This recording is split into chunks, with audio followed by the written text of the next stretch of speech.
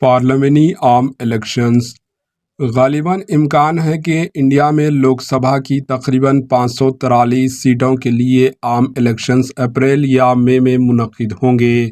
اس وقت لوک سبھا میں صرف 28 مسلم اراکین پارلیمنٹ ہیں اور راجیہ سبھا میں بھی مسلمانوں کی تعداد انتہائی کم ہے۔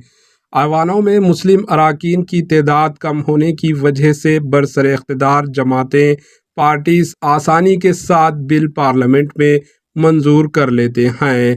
صرف چند مسلم ارکان پارلیمنٹ بلوں کی شدت سے مخالفت کرتے ہیں، لہٰذا ملک کی تمام 28 ریاستوں اور مرکزی زیر انتظام علاقوں میں مسلم متحد اور اپنے اختلافات کو بالائے طاق رکھ کر آئندہ پارلیمانی الیکشن میں کافی محنت و جدوجہد کرتے ہوئے مسلم ارکان پارلیمنٹ کی تعداد میں اضافہ کریں تاکہ ایوانوں میں ایسے بل مسلمانوں کے خلاف پیش کیے جانے پر شدت کے ساتھ مخالفت کر سکیں۔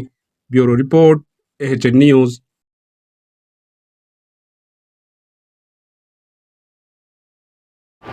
AHN نیوز کو لائک کریں، شیئر کریں اور سبسکرائب کرنا نہ بھولیں۔